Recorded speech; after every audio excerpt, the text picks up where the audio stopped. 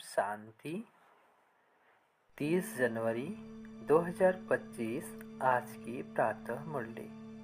मीठे बच्चे, इस पुरानी दुनिया में कोई भी सार नहीं है, इसलिए तुम्हें इससे दिल नहीं लगानी है। बाप की याद टूटी तो सजा खानी पड़ेगी। प्रश्न है, बाप का मुख्य डायरेक्शन क्या है? उसका उल्लंघन क्यों होता है? उत्तर, बाप का डायरेक्शन है किसी से सेवा मत लो, क्योंकि तुम खुद सर्वेंट हो, सेवा करने वाले। परंतु देहाभिमान के कारण बाप के इस डायरेक्शन का उल्लंघन करते हैं।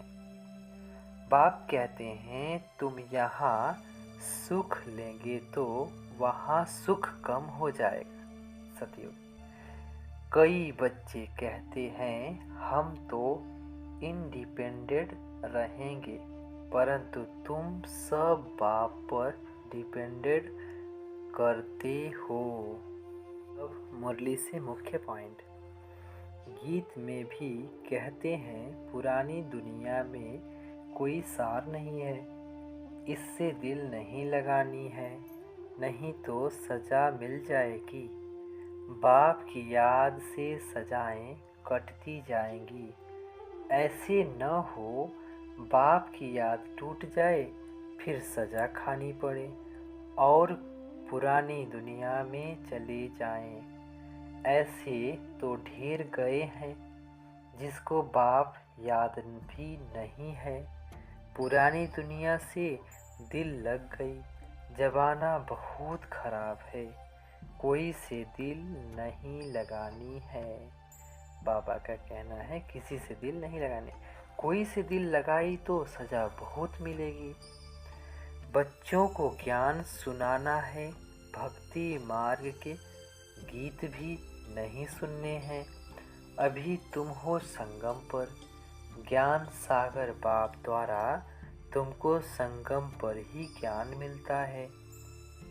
दुनिया में यह किसी को पता नहीं है कि ज्ञान सागर एक ही है।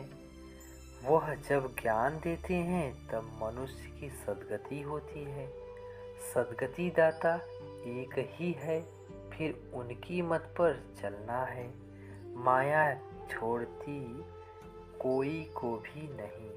देह अभिमान के बाद ही कोई न कोई भूल होती है। ये पॉइंट।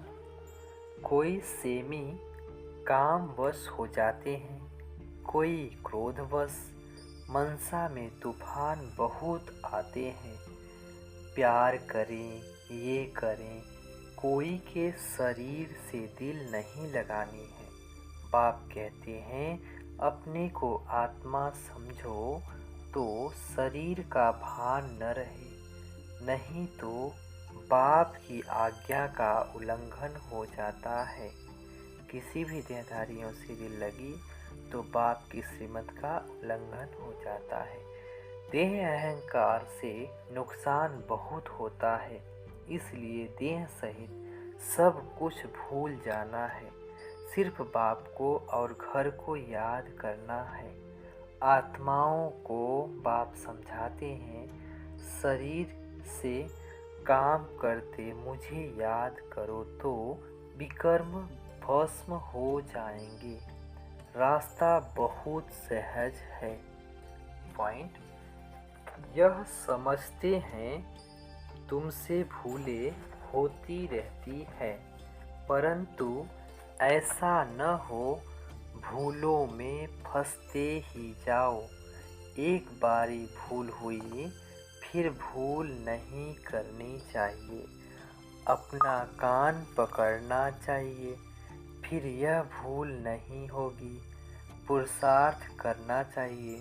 अगर घड़ी घड़ी भूल होती है तो समझना चाहिए हमारा बहुत नुकसान होगा। भूल करते करते तो दुर्गति को पाया है ना। कितनी बड़ी सीढ़ी उतर कर क्या बने हैं। अगली पॉइंट, वो ज्ञान में प्रवीण बच्चे हैं, वह कभी पुरानी दुनिया से दिल नहीं लगाएंगे। अगली पॉइंट, वह कहते हैं कितनी बड़ी मंजिल है, सिवाय एक बाप के और कोई के साथ दिल नहीं लगानी है। बहुत प्यारी पॉइंट है। बच्चों द्वारा भी बाप बहुत सर्विस कराते हैं। कोई में प्रवेश कर सर्विस करते हैं। सर्विस तो करनी ही है। जिसके माथे मामला वो कैसे नींद करे। बाबा के माथे तो पूरा मामला है, पर ऐसे होशियार बच्चों को बाबा यूज करता है। शिव बाबा तो है ही जगती ज्योति। बाप कहते हैं मैं तो दिन रात सर्विस करता हूँ, थकता शरीर है। बाबा क्या है?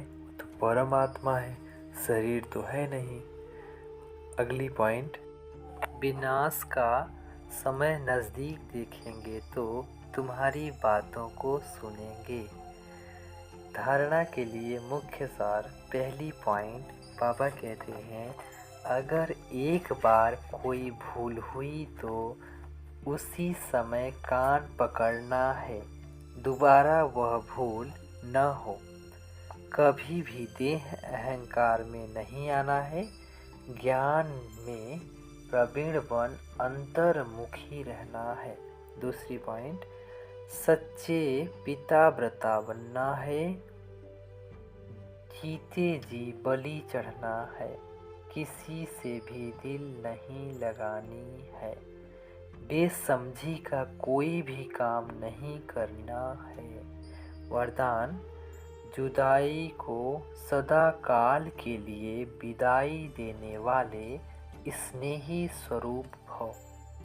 स्पष्टीकरण है, जो स्नेही को पसंद है वह स्नेह करने वाले को पसंद हो। यही स्नेह का स्वरूप है।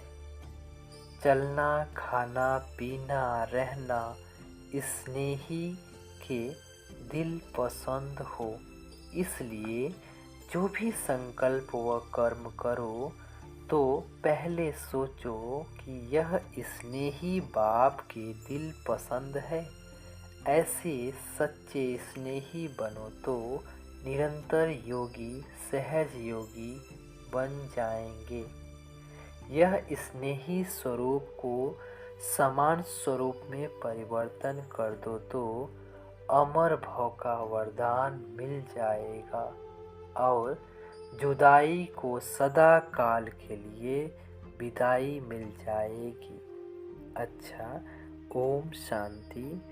शुक्रिया बाबा, शुक्रिया।